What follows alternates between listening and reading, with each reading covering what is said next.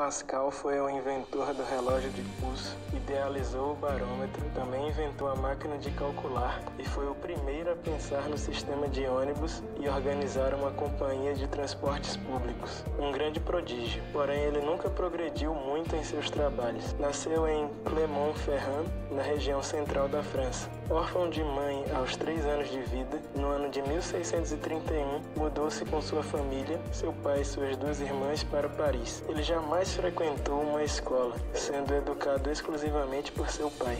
Naquela época, Mersenne organizava uma reunião semanal para incentivar o interesse pela ciência, e o pai de Pascal fazia parte desse grupo. Participavam também desse grupo Descartes, quando ele estava em Paris, e o inglês Hobbes, que participou no inverno de 1636 e 1637.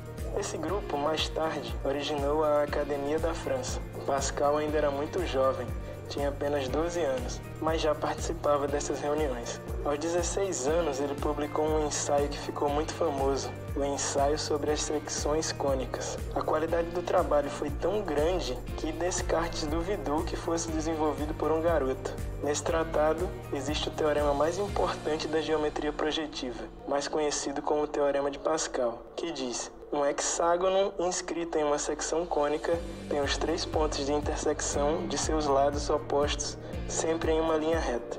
Quando tinha 17 anos, ele concebeu a ideia de criar uma máquina de calcular, motivado a ajudar seu pai, que fazia muitos cálculos aritméticos de impostos. Um ano após, ele concluiu o seu primeiro modelo. Pascal chegou a construir mais de 50 dessas máquinas e começou a comercializá-las. Ele imaginou que ficaria rico, mas a construção de sua máquina envolvia custos muito altos e, na época, se popularizou o uso de logaritmos para facilitar os cálculos. Aos 23 anos, Pascal soube do experimento de Torricelli, da coluna de mercúrio. Um tubo de vidro com 1 metro de altura, fechado de um lado e cheio de mercúrio, tapando o lado aberto com o polegar, estando imerso no vasilhame de mercúrio.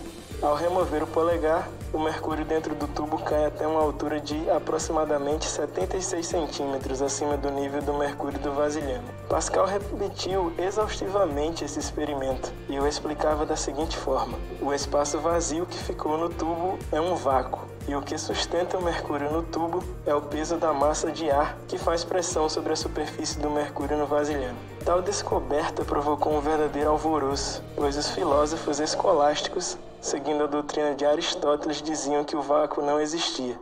A natureza abomina o vácuo. Um ano mais tarde, Pascal concebeu essa mesma experiência, realizada numa montanha. Com isso, esperava-se uma queda no nível do mercúrio, conforme se aumenta a altitude. Nascia assim o barômetro.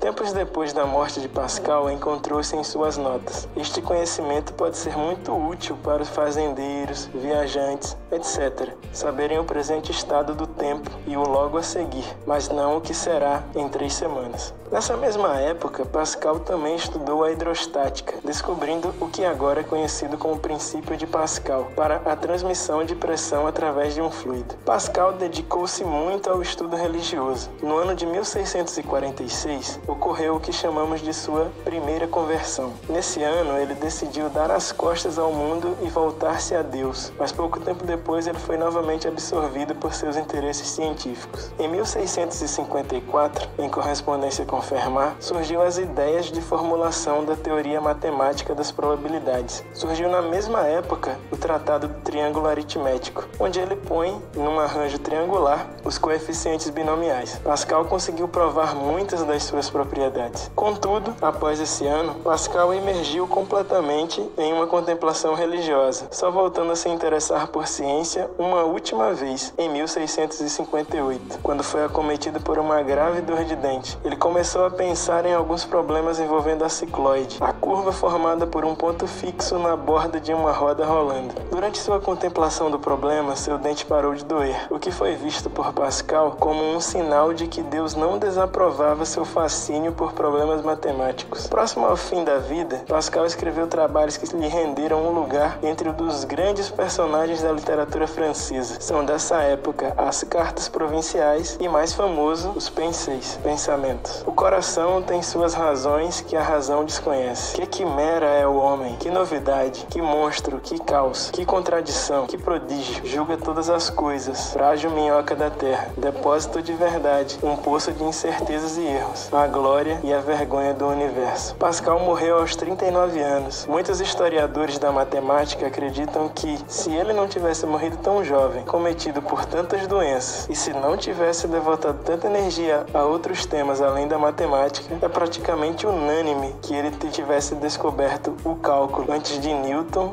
e de Leibniz. Se você gostou desse vídeo, não deixe de dar seu apoio se inscrevendo no canal e dando o seu like no vídeo. Comentários também são muito bem-vindos. Vamos adorar ouvir o seu feedback. Também temos um blog onde publicamos conteúdos semelhantes aos vistos aqui no canal. O blog é www.polimatizando.com.br. Até a próxima!